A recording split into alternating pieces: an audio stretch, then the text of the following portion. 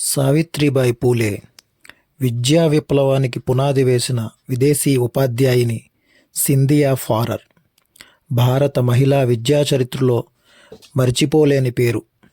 నాగభీమ్ డైరీలో December 29.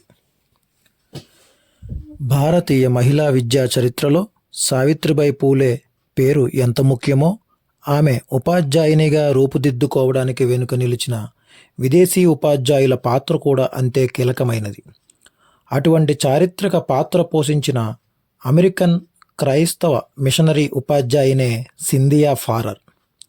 Scindia Farrar 1827 సంవత్సరం December 29న భారతదేశానికి వచ్చి అప్పటి బొంబాయి ప్రెసిడెన్సీకి చెందిన అహ్మద్ నగర్ ప్రాంతంలో స్థిరపడ్డారు. ఆ కాలంలో భారత సమాజం, ముఖ్యంగా మహిళల విషయంలో తీవ్రమైన అజ్ఞానం, కుల, లింగ వివక్షలతో నిండి ఉండేది.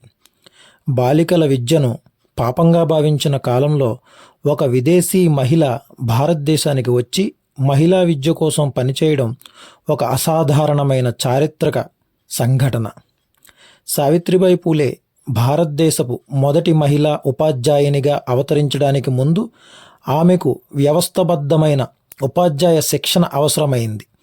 ఆ సమయంలో సింధియా ఫారర్ సావిత్రిబాయికి చదవడం, వ్రాయడం మాత్రమే కాకుండా బోధనా పద్ధతులు, తరగతి నిర్వహణ, విద్యార్థులతో వ్యవహరించే తీరుపై శిక్షణ ఇచ్చారు.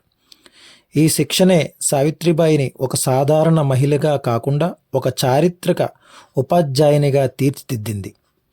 జ్యోతిబా పూలే, సావిత్రిబాయి పూలే దంపతులు ప్రారంభించిన బాలికల పాఠశాలలు భారతీయ సమాజానికి ఒక విప్లవాత్మక సవాలు. ఆ ఉద్యమానికి మేధోపరమైన, శిక్షణాత్మక బలం అందించిన వారిలో సింధియా ఫారర్ కీలక పాత్ర పోషించారు.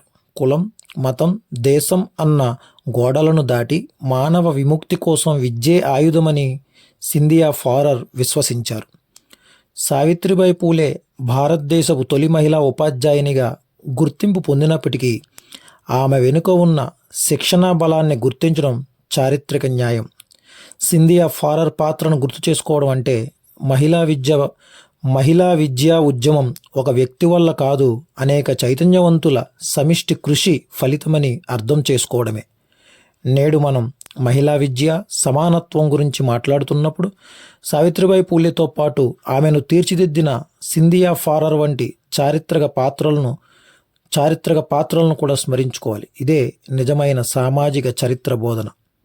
సావిత్రిబాయి పూలే విద్యా విప్లవానికి పునాది వేసిన సింధియా ఫారర్కు గౌరవ స్మరణ. స్త్రీ విముక్తి విద్య ద్వారానే సాధ్యం.